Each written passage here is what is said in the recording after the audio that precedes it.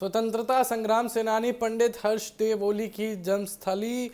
ग्राम पंचायत गौसिनी के विकास और सम्मान की मांग को लेकर पिछले 9 दिनों से जारी जन आंदोलन फिलहाल स्थगित कर दिया गया है। प्रशासन की ओर से सकारात्मक आश्वासन और जनप्रतिनिधियों द्वारा ठोस भरोसा दिए जाने के बाद आंदोलनकारियों ने यह फैसला लिया। हालांकि उन्होंने साफ किया है कि अगर मांगों पर समयबद्ध कार्रवाई नहीं हुई तो आंदोलन दोबारा शुरू किया जाएगा। धरना स्थल से सामाजिक कार्यकर्ता मोहित पाठक ने जिलाधिकारी से फोन पर बातचीत कर आंदोलनकारियों की मांगों से अवगत कराया और प्रशासन की ओर से सकारात्मक पहल का भरोसा मिलने के बाद आंदोलन में शामिल लोगों ने फिलहाल धरना समाप्त करने का निर्णय लिया। इस दौरान दर्जा पर्यटन मंत्री सुभाष बगौली, जिला पंचायत अध्यक्ष अनंत सिंह अधिकारी, सतीश पांडे और सामाजिक कार्यकर्ता मोहित पाठक भी धरना स्थल पहुंचे और आंदोलनकारियों से विस्तृत चर्चा की। बैठक के दौरान जिला पंचायत अध्यक्ष अनंत सिंह अधिकारी ने अपने वित्तीय मदद से 10 लाख रुपए की धनराशि देने की घोषणा की और साथ ही उन्होंने भविष्य में भी क्षेत्र के विकास कार्यों के लिए हर संभव सहयोग का आश्वासन दिया।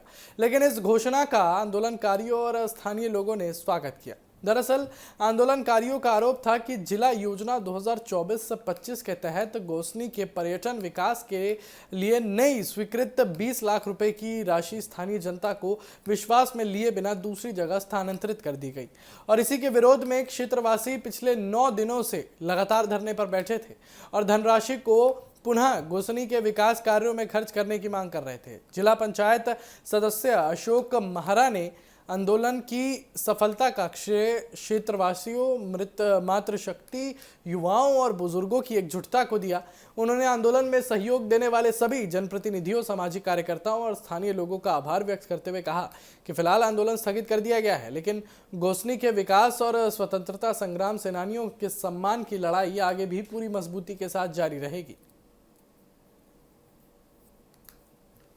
सबसे पहले तो मैं जो हमारे यहाँ स्वतंत्रता संग्राम सेनानी हैं इनको नमन करता हूँ, प्रणाम करता हूँ, इनको अपनी श्रद्धांजलि अर्पित करता हूँ और क्षेत्रवासियों द्वारा स्वतंत्रता संग्राम सेनानियों के सम्मान में जो एक अनिश्चितकालीन यहाँ पर धरना आयोजित किया था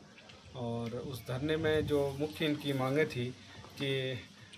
ओली गांव में जो महान स्वतंत्रता संग्राम सेनानियों की जन्मस्थली है उस पर बहुउद्देशीय भवन का एक निर्माण होना चाहिए और आधुनिक पुस्तकालय होना चाहिए, युवाओं के लिए ओपन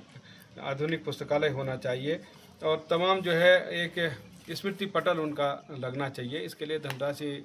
स्वीकृत कराने वाली बात थी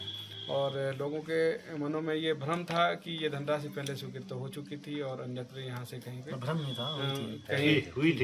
कहीं विस्थापित हो गई है। तो मैं ये कहता हूँ कि इन आंदोलनकारियों को सरकार की ओर से आश्वस्त करना चाहता हूँ कि जो भी धनराशि यदि आपकी कहीं अन्यत्र